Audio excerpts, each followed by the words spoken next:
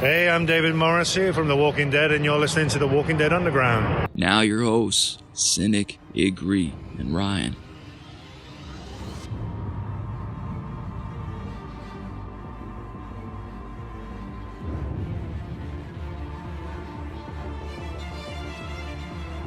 And you are listening to the Walking Dead Underground podcast, and I'm your host, Cinik. And joining me, as always, my co-host, and now the backup dancers for Justin Bieber on Broadway the musical, Igrihe and Ryan. On this week's show, we do a full breakdown of The Big Scary You. And spoiler alert, the title has nothing to do with how full you're going to feel after that food you eat over the holidays. So sit back, turn up the volume, pass the cranberry sauce, like, listen, subscribe. Most importantly, enjoy the show. We open the episode with a flashback. Father Gabriel is praying for purpose. Last we saw Alexandria's good father, he and Negan were stuck in a sticky situation, trapped together in a trailer, surrounded by walkers. IG, if you're Father Gabriel, do you have your shitting pants on? I mean, for as charismatic as Negan is, he is still a bat-wielding sociopath.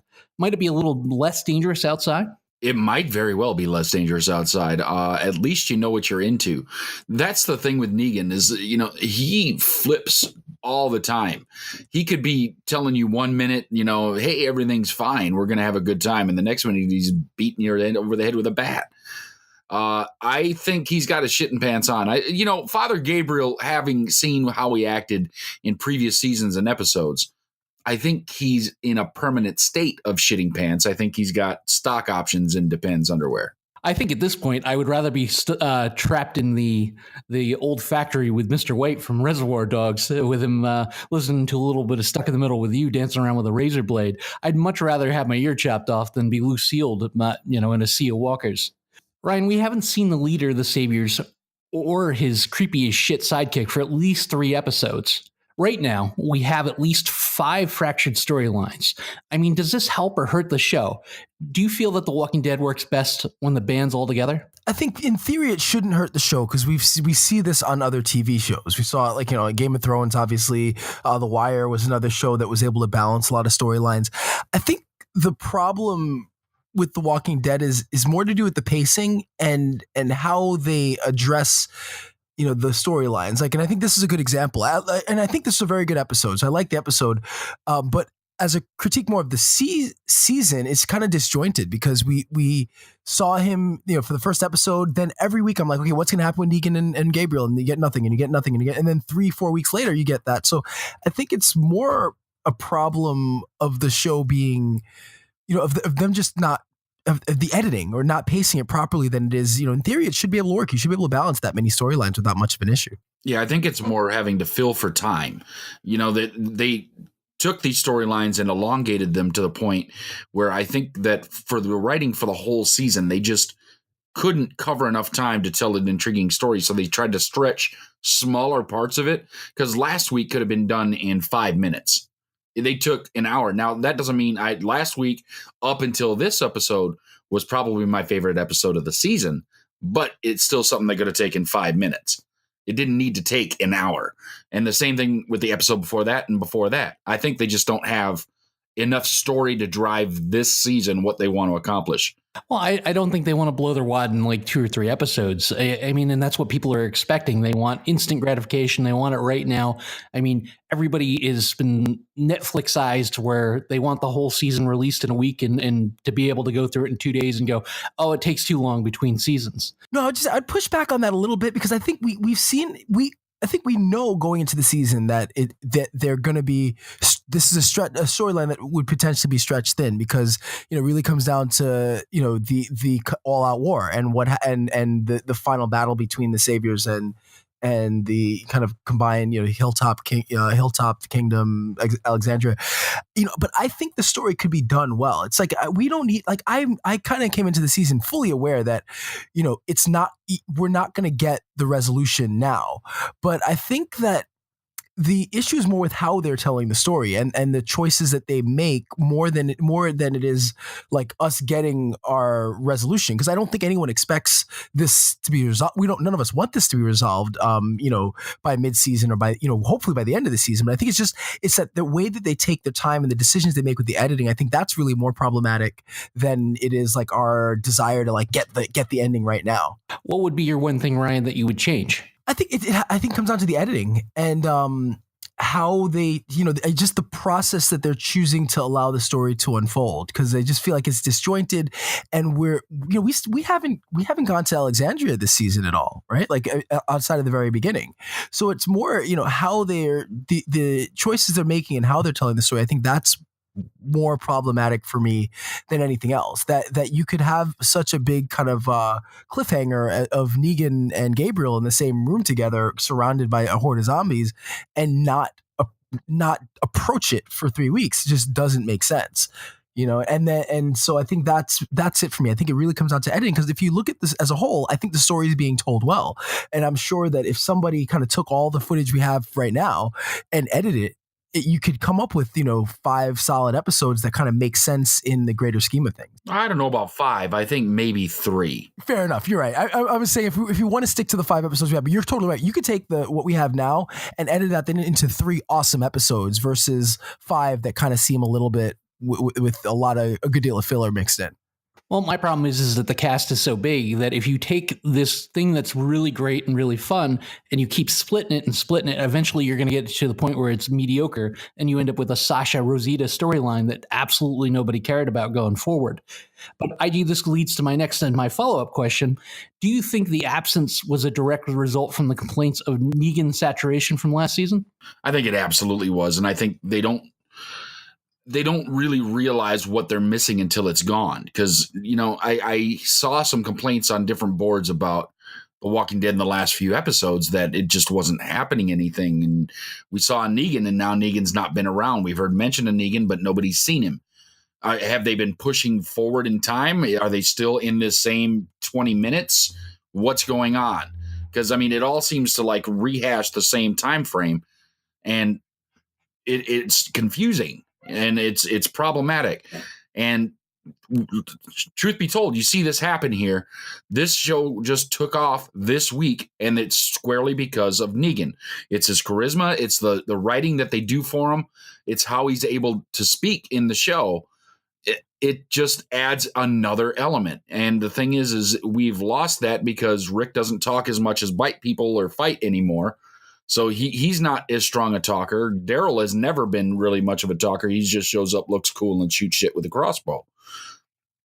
You need somebody strong. And the thing is it's always kind of been a bad guy, because even the governor was a good speaker. The guys at Terminus were good speakers.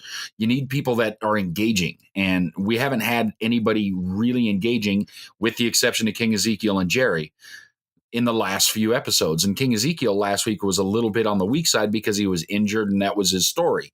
It worked for last week, but it's just, we need more. And Negan brings that. So yeah, I think that it's directly seen that happen, because one of the other things that happened is Negan literally didn't do anything that would be considered quote unquote bad this week. He didn't hurt anybody. He barely threatened anybody. He only punched Gabriel in the nose once for making him talk about his dead wife. Come on. It's not that Negan is a bad guy. Negan is doing what Negan has to do. And I love it. I love it when he's there. Ryan, we have The Wire, and we saw quite a bit about that. We have Game of Thrones. But normally the formula in TV shows is that you don't normally see things from the bad guy's perspective, the villain, the antagonist. You don't normally see them from their perspective.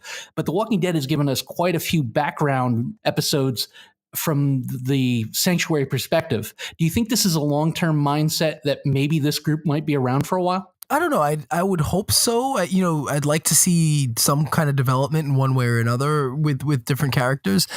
I think it's a smart move, because it gives you more insight into the villain and their backstory, and allows you to kind of feel for them. That's part of the, what's been the issue with like the Marvel and the DC, some of the DC movies lately, is that the biggest knock on the Marvel movies is that the villains are kind of one note. They're just kind of mustache twirling, one note. There's no pathos, there's no history, there's no reason. They're not human. They're just evil, and it's easy to root against them.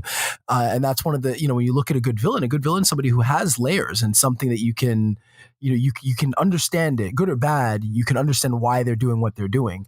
And so I think it makes sense to do that with Negan. We've seen it before with other characters. And I think it makes for a compelling villain, and it allows you to see things from their perspective, and either empathize or sympathize with them a little bit or hate them even more. But I think it's an important way to develop a strong, long lasting character that's missing often from TV. And I think I was going to go back to what Ig was talking about, the dislike or the kind of being Negan'd out last year. And I think a lot of that had to do with, he was like the cool heel, right? Like from to use like kind of a pro wrestling term, he was really cool. He was quippy. He was really fun. He was charismatic. But the problem was that was kind of all he was. Like, we knew that he was like the cool villain. And then, yeah, he could be really vicious when he needed to be, but we got nothing beyond that last season. And I think getting this is what we needed. Some of that kind of character development is what we need if we're going to deal with, kind of the quippy, fun, cool version of Negan. Well, I think they had to even him out. I mean, when they introduced him, he bashed two lovable characters to death. So I think they needed to make him the cool guy, or it was just going to be, it's another straight out of the box villain. They had to Stone Cold Steve Austin him up a little bit so he would be more palatable. And he's just not a guy bashing people to death with a bat, right? But even when he bashed their heads in, he was still cool, right? Like he was. Oh, yeah, undoubtedly. He was still really charismatic. So you get that part of him. But granted, like he was bad enough that we needed. But that's the thing is, if we would have gotten some of these character moments last season, then you kind of do feel for him. And you know what? His logic kind of makes sense. At the end of the day, I know we haven't gotten quite to that yet, but like, if you really understand what he's saying, it makes sense in this world, good or bad. He's not wrong. IG, wiki, eggs and pancakey, Gregory. No thank you. No yay. We jump to another flashback of Simon working Gregory, pre-kicking him down the stairs. Some people refer to Simon as Negan Light. Given a chance to lead, do you think Simon can manage the masses like he does Gregory? And could the Saviors maintain their lifestyle with Simon in charge? No, I don't think so. While he's very charismatic, Simon is amazingly charismatic. He's got a wonderful smile, and he's got that creep factor. He doesn't have the authority. He just does not project the kind of authority that Negan projects. And I honestly don't think that he has the plan, right? I think Negan has these quote unquote lieutenants that he has doing things, but I don't think any of them have a complete plan. I think Negan keeps that all to himself. Now, he might develop that plan, different parts with different people, but it's still only Negan's plan, and they're going to do it Negan's way. And so far, it's worked as long as Negan is around. We learned a few things in the big meeting between Gregory and Negan, such as the big scary U is for unknown. Ryan, more importantly, are we seeing the defined difference between a leader like Negan and a boss like Gregory? I mean, has Gregory's bullshit train finally derailed? I think his bullshit train derailed a long time ago.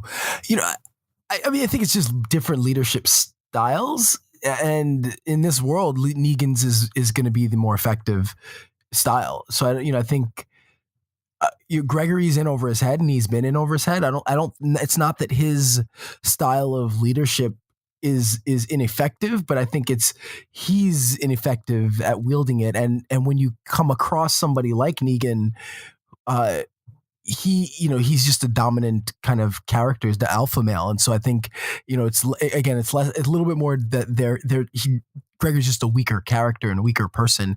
And, he's in way over his head, face to face or toe to toe with Negan. Well, that's it. I mean, we all know Gregory. We all know Negan in real life. I mean, we've all encountered that middle management guy that doesn't speak from experience, that was probably promoted because he was related to somebody that has no working knowledge of what we're up against. Up until a few episodes ago, he never even killed a walker. The same person that just kind of, we have Maggie, she kind of waltzed in and took over his whole shit without even any kind of effort because she's a leader. Gregory's a boss. He's not even a good boss. And that's the thing. It's not like he doesn't empower his people or recognize the good managers that he has. I mean, because, he could have empowered Maggie and Jesus and all the other people at the hilltop in little groups to make them more effective and been a boss and made things fine. But instead, he wanted to fight everything, even when things and other people are right. He wanted to fight all of it.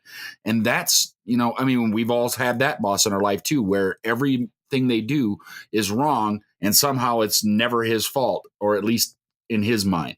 And that's the thing with Gregory, is Gregory just, and don't get me wrong, it's played magnificently. And this is a role. he's doing an amazing job with it because it's so hard to play this inept week after week after week, and he's doing it flawlessly. And I know and people look at that like it's that guy. That guy's done amazing things in film and TV. He's great.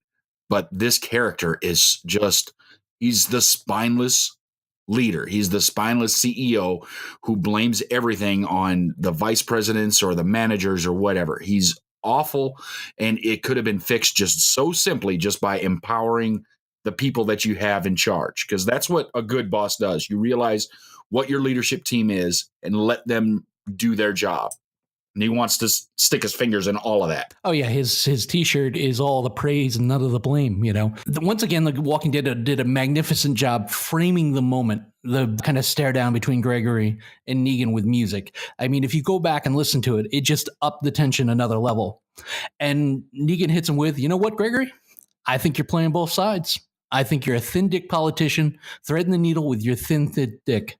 IG, people are a resource. They're the foundation of what we built here. Did you pee your pants just a little bit every time that bat slammed against the table? I mean, how great was the acting between Jeffrey Dean Morgan and Xander Berkeley?" Oh yeah, the pucker factor definitely went up when that was going on. Your butthole's gonna tighten up when he starts doing that stuff.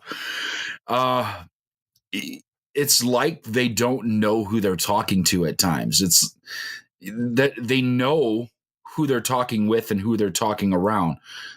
When you know that people are a resource and that he wants things run a certain way, and you try and waste resources or come up with other fucking plans, and why don't they get yet that that's not something that you get to do, especially with Negan around? Yeah, there are no call and audibles at the line, Ryan, when Negan calls the play. When he radios it in to to Simon or Gavin or Regina, there is no call and an audible. I mean, have you ever been dressed down by a boss like that? And how bad would it have been if he's slamming a bat with barbed wire wrapped around it against the table? I mean, is it maybe time to get the New York Times out and maybe look for a new job? Yeah, that was pretty.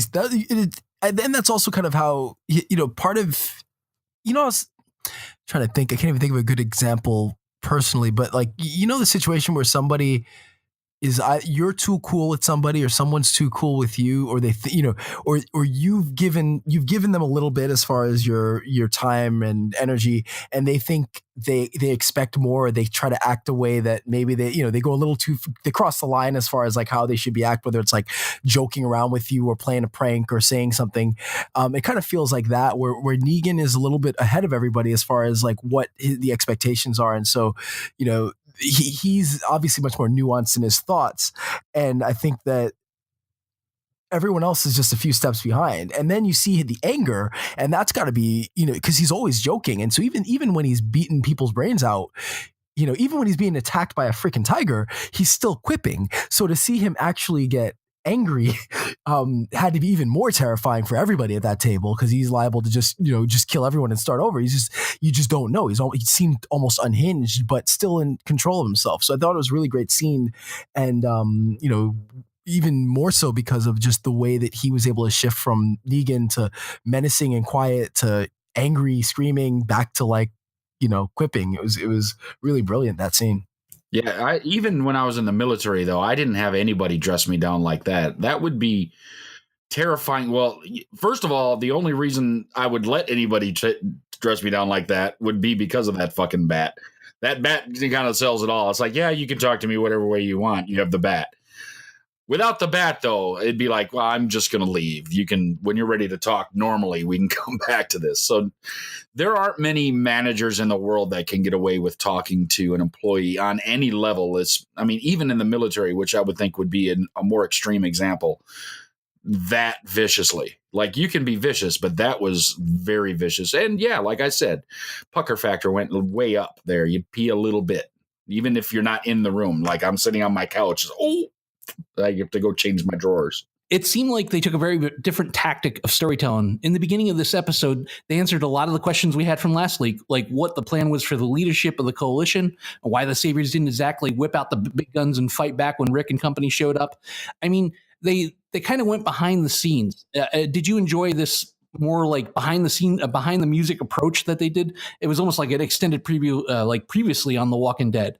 I mean, sometimes shows like The Affair on Showtime did this. They tell the same story, but from a different character's perspective. Yeah, no, I thought it was great. Seeing kind of the inner workings of the Saviors, because generally when we've seen it from the perspective of somebody that's their hostage. So we saw it from Eugene's perspective, we saw it from Daryl's perspective, or from Carl, but we've never seen it really from their perspective and how they see things, and not kind of clouded or colored by somebody else's experience. So I think it was really cool to get that. And again, it kind of goes back to painting Negan as more than just kind of a mustache twirling quippy villain, that we actually see that there's something to what they're doing and to their system and their society. And then it makes you think twice about who's right in this whole situation, or is nobody right, or so I liked it, and that was one of the good things. The thing I liked about the episode is that it was different, and that we really got a different perspective, kind of philosophically, that makes a bit of a difference as far as like who you're going to root for in the war to come. We finally cut back to present timeline, and Negan and Father Gabriel are stuck in the middle with you, trading insults, trading blame. Gabriel comes clean about not wanting to die a fruitless death, and Negan outright mocks him for saving that bearded prick, Gregory. Finally, Gabe says, "Maybe I'm here to take your confession," and then just gives him that big creepy grin. Even though it didn't exactly happen like this in the comic books, Ig, did that whole scene feel like it was straight off the pages? I mean, was that Kirkman in one scene? It absolutely was. It was really, really well done. I really enjoyed it. And it kind of, that smile out of Gabriel gave me a little bit of a shudder down my spine, which was kind of like, oh man, are you really trying to do this with Negan right now? But it was when they play that close to the source material. And I know they don't do it all the time, and they can't do it all the time. It just wouldn't give us the show that we have. And I think it would play weaker on the screen if they went straight from the book onto the screen. But sometimes when they do it, it is just amazing. And this was pure Kirkman, and it was amazing. I loved every second of it. The only thing, Ryan, that Negan's willing to confess is that if his people think he's dead, a whole lot of other people inside are going to die. And why? Because he's not going to be there to stop it. Do you think Sanctuary is the precarious apple cart that it is by design? I mean, is the peace just fragile enough? Is the secondary leadership just competent enough? Is this all by design that it won't function without him? I don't think it's by design, but I think that he realizes that that's just the way it is, that it's a situation. He even talks about, how easily, how he was able to kind of take over. And so I think he realizes that it is incredibly fragile, and that there are too many heads. If he's gone, there are too many people vying to be the head. And then you have the workers and limited resources and being surrounded by zombies. And I think he knows that it's not going to work, and that he's needed. He's like a god to them, at this stage. So with their god, they will do whatever he says. They will follow him. But without him, there's just too many other people pulling in different directions, and there are too many variables that are leading to disaster. So I don't know that. I don't think he designed it this way, but he, as an opportunist, kind of took advantage of a situation that lends itself to that. Are you surprised, Ryan, at the depth of the Savior's forces? I mean, they have 3 well-stocked outposts. They have defenses at all of them. They have lookouts on certain roads. I mean, their battle plan is pretty sound for it. You have to give Negan a little bit of credit for that, right? Absolutely. I think he gets a lot of credit. It'd be interesting to see what exactly the situation was prior to his arrival, but he's the type of person that, people will rally behind, whether, it's out of fear or necessity. They've obviously rallied behind him. And so once you do that, if I guess it scaled up, enough for him to really build an organized system. And I think it's a society that's in such chaos that I feel like it's maybe one of the things that kind of snowballs for him, and he's able to take more people in, take more groups in, get more workers, build a greater stronghold. And so obviously, like, he's kind of one of a kind person to do that in the climate that they're in. But it's impressive nonetheless. Yeah, I mean, it's just the way he goes about things, though, what it looks like, and it's maybe partially by design, but I think it just happens to be that everything works when he's there, because the way he leads is he sees where the need is, he fills the need, sees where another need is, fills that need. He used Eugene, who he saw made just one bullet, and it took him a while to make one. But he realized that the guy had some form of intelligence that would work on some things and put him in a spot. And that's what Negan does. And what the result is a more comfortable quality of life for most of the people there than what they had before they came to the sanctuary. So what they see is that Negan may be rough. He may punish people in front of everybody and throw you into a fire, but you get to eat today. We have air conditioning, running water. It's a pretty good trade-off as long as you're willing to follow the rules. And I think that they didn't have all those things when Negan came in power. So that's where it all kind of balances out. And I think, and when the power goes off later and the air conditioning goes away and they're all like freaking out, that's proof that they think Negan is the reason all this works. No one won. The only one left are me, the king, the Axeman, and the psychotic lady with the short hair. IG, Rick and Daryl find out about the destruction of the last battle. And is it possible at the end of this that the only people that end up winning are the dead? Yeah, that's the old analogy, isn't it? The only one that wins at war are the dead. And it may come out being true, but, the war is still being fought. So hopefully one side or the other, and hopefully the side that we're all generally rooting for, doesn't take so many casualties that they aren't able to enjoy their lives at the end of this quote unquote war. That's where it really comes into, because if you take too many casualties to be able to enjoy the spoils or even your life afterwards, then what was the point in going to war in the first place? I mean, Ryan, is this turning out to be more and more of a senseless war just because they can't share the sandbox? I mean, there's unlimited amount of resources out there because people have died and left it all laying, yet they're not able to maintain even just a fragile piece. And every person they lose, the walkers or the dead army gets stronger. It's very much like Game of Thrones in that aspect, no? Yeah, it is. It does seem senseless. Like it really doesn't. It's one of those things you almost, if you ask them, so why are you guys at war? It's really hard to pinpoint why, it's gotten this way, but it really doesn't make any sense. I think that from either side, it really, they're better off with some kind of a truce, and you stay on your side and I stay on mine. But I think from the very beginning of their kind of war with each other, they both made moves that I think the other side sees as you can't.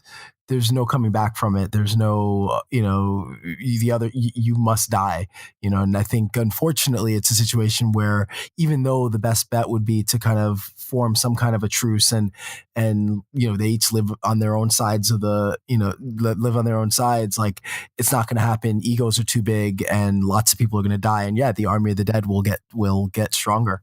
IG, should they lay down their crossbows and catcher's gear and barbed wire bats and just get along at this point? I think at some point that might have been possible, but the thing here is that it's Negan and his unwillingness to give anything back that causes this to have to go to war. So while I agree that, war isn't always the answer, when you have somebody like Negan who is purely there to take, right? They aren't growing much of their own stuff. They aren't harvesting many of their own things. They send out teams to take from other places that are doing these things. So that's how they survive. And now if you had anything to give back, resources of any kind, including people, that would be fine because then it's a trade situation. But when you're just taking and taking and taking, at some point you're going to have the straw that breaks the camel's back and it's over. And Negan is still unwilling to give anything back. And he thinks that if he just shows up with Lucille and 27 guys that we can just overpower everybody. And that had been true. It's no longer true. That's the problem. So now it's a real war, but they still have some advantages. They've got advantages of they have more people, they have more firearms, they have resources in a war that are more valuable. Someone in here, and I'm even looking at you two guys, made everything happen out there. Sometimes it doesn't need to be done with guns. Sometimes it can be done with words. Ryan, was Gavin right? I mean, was this just a case of convenient timing, or was this a perfectly planned attack to cut off the Sabres leadership within Sanctuary? So if I'm looking at it from their perspective, I don't know. Not much of it. I could see how I could see how you'd be suspicious, but also I could see how it would happen without any help. So nothing about the way things went down made me feel like there had to be somebody on the inside helping. Obviously we know that that's the case. But then at the same, not Daryl was kind of hanging out outside when everything went down. So he'd be the first person I'd suspect in that case, which they didn't seem to really call him out on that. But yeah, I mean, it seemed like he was really pushing that hard, even though I didn't feel like really it could have just been perfectly timed. See, I disagree. I think that there's no way that you get that precise without very, very good intel. The pure fact that all of the leadership was there when they move freely between different spots, collecting things with their teams, that they were all in the same place at the same time that easily, that alone says to me that there was a mole. Somebody was letting things know. I mean, and there's plenty of other things that you can lead to, but that's probably the biggest one. It was too precise. Somebody had to give that information away because they know the size of all these other communities. There's no way that you could coordinate the amount of things to know where everybody's at in the sanctuary without having that intel coming from inside. So while I see what you're saying, Ryan, there's from an actual intelligence perspective, like military type thing, there's no way to pull this off without inside intel. Well, and you're right in that aspect too, because we know that there's multiple layers of leadership within Sanctuary. Once Negan's out, there's a few other people that'll take care of things. We don't know that about the Outposts. I mean, and so far, what we saw from Gavin's group was it looked like the second in charge was who? Jared, maybe? I mean, and you see how well thought out and strategic his planning is. He's like, I'll just randomly shoot the kid just because. We don't know how these outposts are run. So if you take Regina or you take Gavin or you take Simon out of them, we don't know what happens. And maybe the end result is Rick and his forces running in and just rolling over everybody. And there really is nobody there to call the plays. Dr. Eugene Holmes isn't going out like that. Not like Dr. Carson. And at the end of this, IG, somebody's going to need to be the scapegoat. So our good old friend Dwight has showed that he's willing to step over the innocent to save his own skin. But based off the conversation they had in Dwight's room between him and Eugene, do you think Dwight's plan is to throw Eugene to the wolves as soon as this is over? I don't know. I'm still kind of confused at that. I don't know if it's good to bring anyone your select batch of cukes, because you're going to get out of this pickle.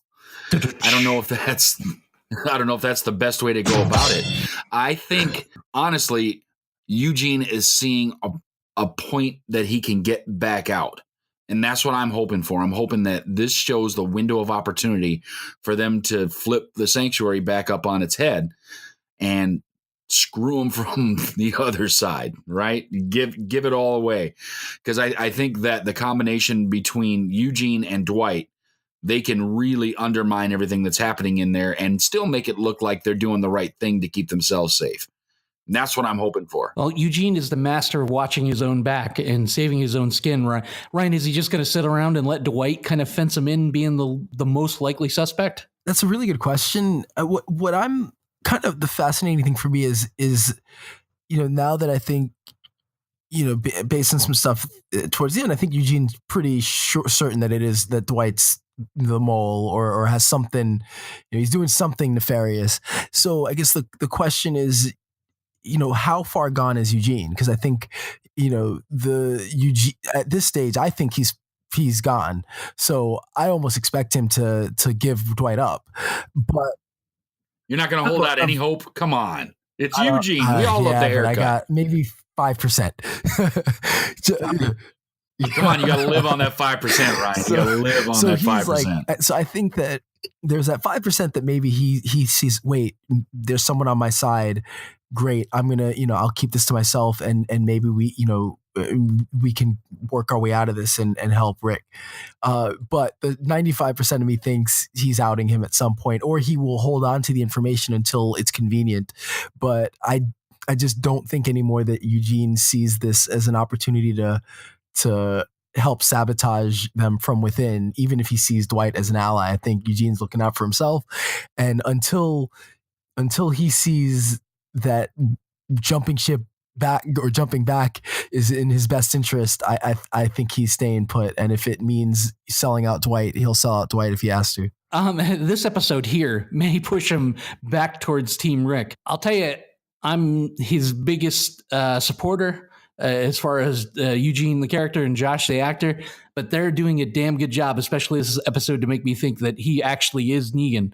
So I'm really interested to see where it goes. But like the band on the Titanic, I'm going down with the ship on this one. I'm still going to hold out hope to the very end until he pulls a gun out and shoots Carol, that he's playing this up, and he very well may have an ally in this in Dwight. However, I think if it comes down to the aha gotcha moment, he's throwing Dwight headlong into the same fire that poor Dr. Carson's went into. Back in the Peace, Love, and Understanding trailer, Father G is slowly breaking Negan down. But Ryan, if we get Negan's confession and his backstory, will that kill any chances of that origin episode that we've been crying for the last couple weeks? I think they were just vague. He was just vague enough, because I was thinking that same thing. It's like, I want that origin episode. And he was just vague enough in his description of his background and what got him there that we can get an origin episode and it still means something. I was a little concerned because I thought he gave up a little bit, but I think that there's still enough, like, what's the state that is, how sick was his wife? How did he work with kids? What was he doing that was so bad to her? I think there's a lot that could be gleaned from it. Like, was he this guy, before the outbreak, or was he like a completely different person and he changed? Like, how close was he to the Negan that we know? So I definitely think that we'll get that episode, but I was a little concerned. IG, Daryl wants to take the easy way out and use the dynamite they recovered from the crashed truck against the Saviors to knock down the last wall and cause them hopefully to surrender by dinner time. Rick refuses and says that it could get them all to take up arms and fight against us. Where's your mindset here? I mean, are you Team Rick or Team Daryl? What perspective do you identify with the most? Take the road less traveled and use restraint, or blow a hole in the goddamn wall and let the walkers in? While I understand what Daryl is trying to do, I don't really agree with it. I understand it. I don't agree with it. I think that Rick's plan and mindset in the long run is the one that's going to actually get you victory. Because one of the things that you can do to gain victory over an opponent is turn the people against your opponent, turn their own people against them.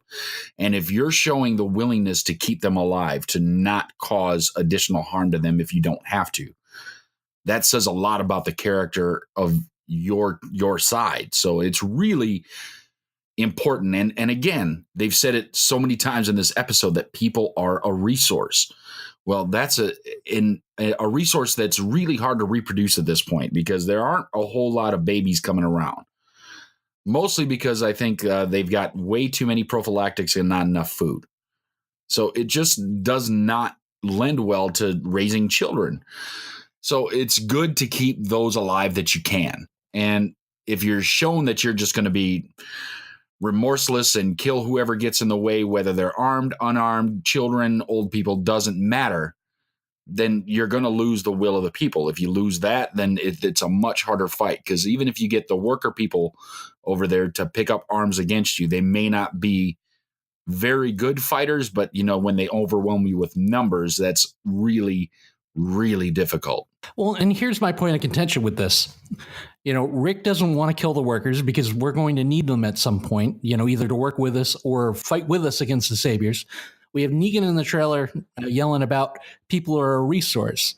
So both leaders in this conflict are in agreement that people are needed to maintain and rebuild civilization, yet they're both entrenched in this war where they're just throwing people to slaughter every single time somebody picks up a gun. Did that make any sense to you, Ryan?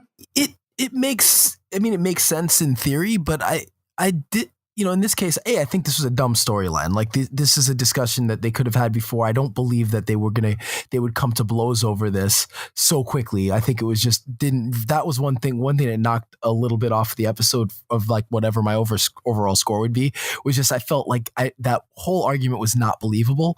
But, my issue is, obviously I'm not a sociopath, and I don't think they should just kill everybody. But at the end of the day, like, you're dealing with what looks like a cult, and if your own guy, Eugene, could turn so easily and so suddenly, like, are they really going to sit and rely on the worker people? Like, what sense does that make? Like, they need to end this and end it swiftly. And if it means cutting off the leadership and killing, a good deal of the worker people, that's war. That's part of it. And it's unfortunate, but I just don't see how kind of handling this with kind of kids' gloves and, hoping that people turn, hoping that the people see that they made the decision not to kill them, and then they turn against Negan. That's just going to draw this thing out longer. So it's like, fine, if you want to draw this out and kind of be at a stalemate for a long time, great. But you could, literally blow a huge hole and really cause a lot of damage to the savior. So I think that, as far as this argument is concerned, I'm on Daryl's side, especially if they want a short term, they want a victory. Obviously there will be repercussions and things to deal with later, but I don't see how, saving them now will create this kind of kumbaya moment where all the, saviors will join over with Alexandria. I'd like to point out that Ryan says that he's not the sociopath and he wants to kill everybody. He is obviously drinking that cult-flavored Kool-Aid. So it's really good Kool-Aid. He's there with he already doesn't have any belief in Eugene, wants to kill everybody. Come on, Ryan. You're supposed to be the voice of reason here. We're supposed to be the a-holes. You're the one. No, I get it. Kill them all. I like doing this at night rather than during the morning, because after a long day of training and dealing with the people in New York City, Ryan's just ready to tear them all up. Now, if we would have recorded this tomorrow morning, it would have been slightly different. Yeah. So, Ryan, instead of agreeing to disagree like we're all doing here, they decide to go straight UFC and throw down. And to a great callback to the third episode, Daryl chokes Rick like Shane did to him in the very first season. So we get a great line from Rick that says, chokeholds are illegal, asshole. Number one, Ryan, did it look like Rick was about to tap? And number two, the guns and ammo, dynamite, are now all destroyed. Was the kingdom's sacrifice last week all for nothing?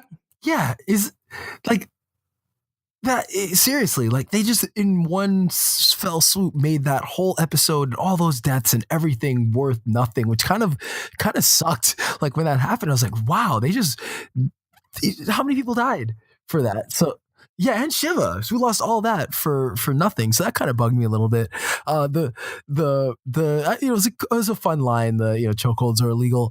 I was just taken out of it because I didn't like the scene, because it was just it felt forced. I didn't feel like there was real tension between them, and for them to go to working for the last few episodes, working as a really great team to get themselves in and out of really tight situations, to fighting each other over that without any real discussion. Just, I get that Daryl's kind of traumatized, but it just didn't feel right to me. And then to just toss just none of it made sense. And that's why we can't have nice things. If those two wouldn't have fought, we'd have been fine. But, they have to have their little kid fight and everything. I put on Twitter last night that they needed this is our get along shirt, where you put them both in the same shirt and they have to stand there until they stop fighting. If they wouldn't have fought, they'd have had all the guns, all the explosives, all that stuff. And this would have easily turned the tide the other way. But, a blast damaged M2 is not going to do them any good. That's for sure. I wouldn't trust firing that thing ever again. That's one for sure thing. You don't go dig that out of the rubble and try and salvage it. Yeah, in the short term, it's out of the Savior's hands, and they can no longer use it to fish sanctuary out of this ocean of foul-smelling dead people out there. But at the same time, it really does hurt the cause. There was a lot on that truck other than those guns and that dynamite. And just because they wanted to have a push fight, which felt completely forced, it's all for naught. And we basically lost a whole community for them to have some sort of silly argument and slap each other around, and then it's all over. It was a really bad move, and it was a low point for Rick's efforts. Gabe and Negan share their sins, and you're forgiven. And then right after that, a direct punch to the face. Thanks. IG, was that not both one of the most heartfelt but hilarious confessions of all time? It was great. I loved the confession, and you could tell that it was honest, especially from Negan, because he's like, you made me tell you something that made me care. I had feelings, and now I must punch you in the face. That was just really good. It's like, you made me feel, so now I have to hurt you.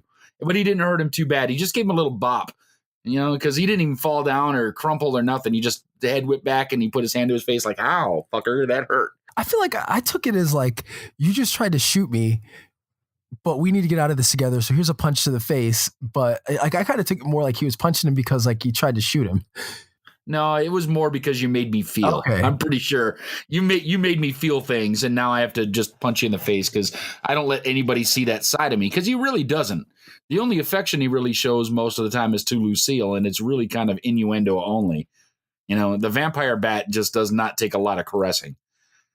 I liked it. I liked it a lot because it was such a genuine moment from both characters, and it worked very well. I think his reaction was one of what anybody who shuts down their feelings and hides them deep, and then somebody forces them into an emotional moment. That's what everybody wants to do. That's you just want to give them a quick shot to the face for putting you in a situation that you didn't want to be in.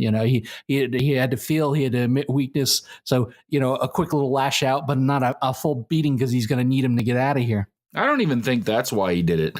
I don't think he didn't give him a full beating because he needed him to get out of there, because I think he'd have got out of there maybe even better had he kept him alive and just let the walkers start feasting, because then they're all distracted. I think he generally wanted to save him, because I think he's trying to convert as many of the people from other places as he can. If he can make some other people believe, maybe the rest of them will just come over or start doing what he asks willingly. I think Negan believes in himself so much that he thinks if he just shows some of the people the right way or what he's doing, that they'll just do whatever he asks. Well, everybody has the opportunity to be Negan from the word go. There's a lot of common sense in his argument. If you don't look at the grand scheme of things, that sure, you're going to get all these things you need, but you're also going to be servitude. I mean, they have, Gabriel called him out on it. I mean, the workers are essentially slaves. You want to call, but I guess if we look at the real economy, right, Ryan? I mean, the workers are essentially slaves there too, even though they have free will to work and earn as much as they want. But most of them are just limited to due to how the system's set up, right? No, it's very true. It's like no different. The only difference is there aren't as many options as there are in a world sans zombies. But yeah, it's true. It's like, I was listening to somebody talk about this recently. I forget what, but it was kind of that whole idea that, we, even here, in America, we're free, but what does that really mean? Like, cause yeah, you need to eat, you need money. So you're going to have to work. So you have to be involved in this system. You can't just you're not really free to just do whatever you want, because you have to be involved in the economic system in order to survive. So right off the bat, like, there really isn't the kind of, there's there's ostensibly we have freedom, but like, there's base things that we have to do. We have no choice. And just in this world, their options are much smaller. So yeah, people can do whatever they want, but really their options are pretty limited. So they're, essentially, servitude or slaves, or however you want to put it. There's not much choice that they have. IG, we make a quick stop by the red machete storyline, and it basically looks like the father might have stuck his hand directly or arm directly in the walker's mouth and got bit. Number one, why do you think they tied a walker to their porch? I mean, wouldn't a bird bath be slightly nicer to look at? Even in the zombie apocalypse, curb appeal is the most important thing. And two, maybe if you're going to do that, gag the thing till you have it secured. I don't think that they're looking at the resale value, right? Because, I mean, they just are not taking care of that property. I just don't get it. And yeah, why would you stick your hand in there? What is wrong with people? And I see people do stupid things on a nearly daily basis. And I often say to myself, what is wrong with people? but not at this level. It is just crazy the amount of things that are wrong with what happened there. We used the guts trick from episode 2 all the way up to now. I mean, Fear the Walking Dead was on for 5 minutes and they're using the guts trick. But do you think Negan might have done a little bit of foreshadowing? Did he make a great point that nobody's gotten sick from this yet? Yeah, he does make a good point. I mean, I just want to know the science of how all this works anyway. Like, how much of it, is it just a bite? If you have an open wound and you put all that stuff over you, does that infect you? Like, I would love to know like a little bit more about how all this works. And yeah, like, how is it that nobody's gotten sick? They're not even getting sick from just the dead being around, let alone like covering yourself in it. So, but with that little bit of foreshadowing, we saw, again, not to fast forward, we did see, Gabriel in a weird state later on. So I guess, we'll find out if you can get sick from it. Negan and Gabe make it back upstairs to make the save before things get out of hand with the workers. They're happy to see him. They send him back downstairs. Everything's right in the world. But as they start putting the pieces together, there was a moment where Eugene had red paint on his hands and there was red paint on the bag of the guns that the workers had. IG, when it comes right down to it, do you think Eugene's ratting Dwight out? No, I don't think he will. I think it helps that he knows who's in this with him, who is there and is showing strength but doesn't really want to be there, because that's the role I think Eugene is playing. Is it's self-preservation, showing like I'm going to be strong and show that I have worth so that I can continue to survive at a fairly comfortable level.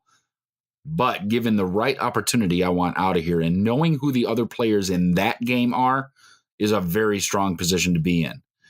I think the problem is trying to let Dwight know that you're in the game with him is a precarious situation, because you need to make sure that it's genuine and that he believes you, because otherwise Dwight could very easily just throw Eugene under the bus and be like, he did it. It was Eugene all along. I told you he wasn't to be trusted. So they throw Father Gabriel in the Easy Street closet. Eugene goes to bring him some pillows and blankets and some things to sit on. And he turns up sick. Ryan, give me your prediction now. Is he playing possum? Is he actually sick? Did he get sick from the guts? Or do you think he was bit during their march to the stairs? That's really good. It's a good question. I don't think he's faking it, because I just haven't. I don't know. I haven't seen enough from Gabriel to make me think that he would go that far with it. I would see him try something else, maybe try to talk to Eugene or try to reason with Negan or do something. But I don't see him faking being sick or being that good at it. He seemed like he was in a bad place, so I think he's sick. I don't think he was bitten. But I think he's not doing well. We had that bit of foreshadowing from Negan. So, I'm going to say I think he's sick. I don't think he's bit. I don't think he's faking it. But maybe he's being a little opportunistic and wants to take a little bit advantage of that. But I think Gabriel is going to be okay for the short term. Living up to his name, a helicopter boy, in a world of empty skies, somehow Rick Grimes always sees a helicopter no matter where he goes. IG, your thoughts on the episode, the helicopter, why Rick might be headed to the dump, and your rating. Well, I liked the episode. I really did. This is probably one of the strongest episodes this season so far. I mean, of top 10 episodes across all of Walking Dead, it's not going to crack that. But this is still a very good episode. We get a little more in-depth feeling on Negan. That helps me a lot, right? That gives me more reason to cheer for the bad guy. And I like to be able to cheer for the bad guy a little bit. I don't want him to win, but I want him to compete. And I mean, it's kind of like watching the New England Patriots. Almost nobody will admit to wanting them to win, but somehow they still have a stadium full of fans. That being said, the helicopter, holy shit. I mean, if you know anything about aviation, which most people don't, it takes an insane amount of hours to maintain a helicopter. It's like 10 hours for every 1 hour of flight. It's crazy what it takes. So if they've got an operating helicopter out here, they've got some people that have got their shit together. I don't know who that is. I want to find out. Why would he go back to the Heapsters? Well, I don't know as the Heapsters are getting their fair play of this deal. I think that the Saviors are a bunch of takers, as they always have been, and Negan is very Vader-like in I've altered the deal. Pray I don't alter it any further. And I think that might be the opportunity to restrike a new deal that is beneficial for both the Heapsters and our faithful heroes. I don't know. That speculation. We'll have to see where the next episode goes. The helicopter puts a whole new spin on everything because it looked kind of like an attack helicopter. So there might be more big machine guns at play. This episode was pretty strong for me. I'm going to give it an 8.5. I really did enjoy it. Good acting all around, but it was very small. I mean, I could have gone higher. The Rick and Daryl fight scene, that dropped a half a point for me right off the top. It just did not seem like something that would happen between those two at this point. I think they've been through too much very recently to have it go that way. I mean, even this is moments from last week when they're chasing down guys and rolling down hills and don't even scuff their pants. They aren't going to get into a fight that quickly. It just does not work. There's a lot of things to be said. We're moving, ladies and gentlemen, and I can't wait to see where it goes. The helicopter has me intrigued. I want to see where that came from. So I will push back slightly on the thing with the helicopter. I totally believe and get that it would take that much time to maintain a helicopter, but this is TV, so could rest assured that it'll probably be operated by somebody with no helicopter experience and learn from a manual, because that's how TV works. But it's interesting. It makes that scene at the end of last season. It seemed, at least unless they retconned it, seems like they didn't screw up, and whatever was flying in the air was maybe this helicopter. I guess it definitely adds some intrigue, like who's got the helicopter. I doubt it's the Saviors. I doubt it's the Heapsters. So where's that coming from? Is that going to be a threat now? Is it just a little teaser for something that's to come? So that was definitely interesting. And then if they have a helicopter, what are they doing? Why are they there? Why haven't they seen the helicopter before? Like, all these questions come up. So although I have a feeling like none of that will be, either it'll be answered next week and it'll be anticlimactic, or we won't see or hear from the helicopter for a year, which is fine. Like, I think we got enough going on now that, we could be intrigued and deal with that later. I don't know why Rick's going to the Heapsters right now. It doesn't really make any sense. They've got this whole plan. They've been enacting this plan. Also, like, granted, the guy was in dire straits, but how do they know that he wasn't lying about the kingdom being decimated? So to just take him at his word without, maybe reconnecting with his people and doubling back, figuring out what's going on, where are we, kind of do a status check and then, make plans from there. It just seemed brazen and weird for him to just say, I'm going to go, I'm going to go find the Heapsters now and try to talk them after betraying us once, try to talk them into joining our sides. It's just, that plan doesn't make any sense.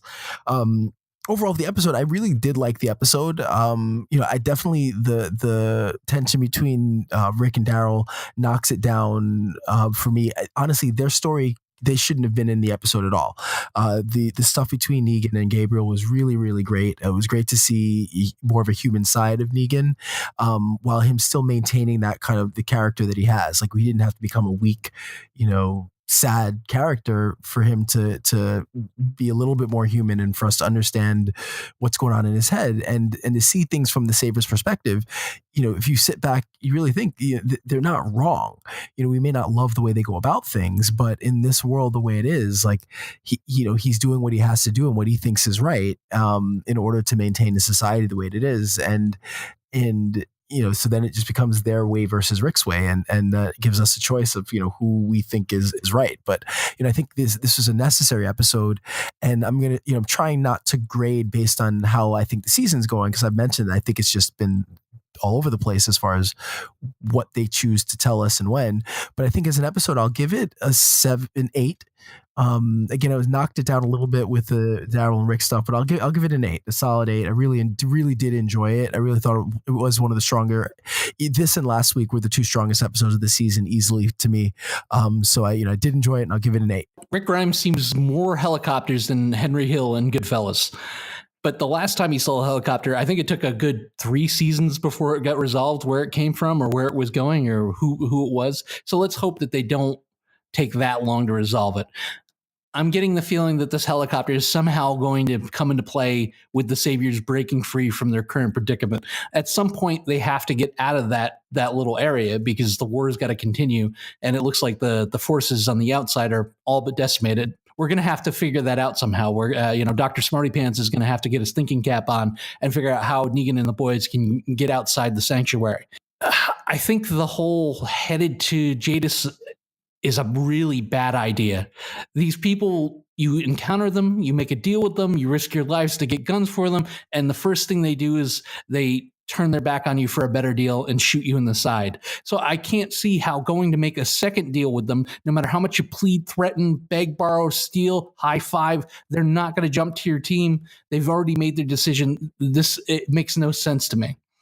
I really enjoyed the Negan stuff in this episode. There was a lot of background information, a lot of filling in the gaps between the episodes of what led up to the sanctuary attack. And I'm going to steal this line because it was I'll say I'll borrow it because it was brilliant. But it looks as if Gabriel started the secondary character dance, giving him a few shining moments just before we say goodbye to him. So things don't look great for the Alexandrian clergyman. Negan and Rick's leadership is starting to be questioned, and it looks like they might be losing control a little bit, and that brings up a lot of questions of where the storyline is going to go. I love even though I hated the fight, I love the chokehold callback, and I'll give the episode an 8. And that's going to do it for this episode of The Walking Dead Underground.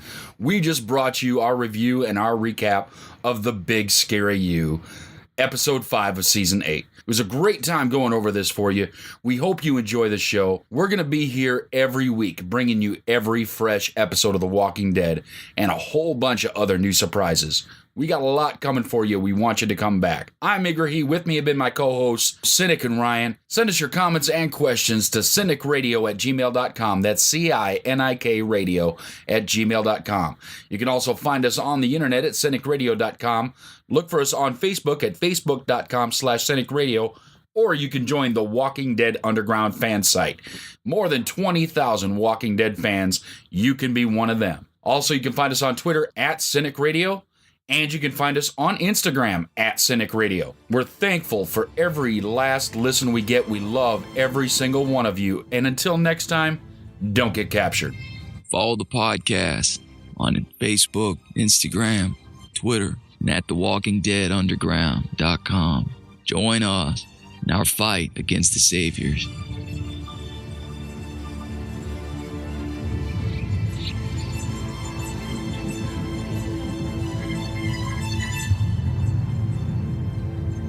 Hey, Ryan, just one more time, just for posterity, say helicopter again. Helicopter.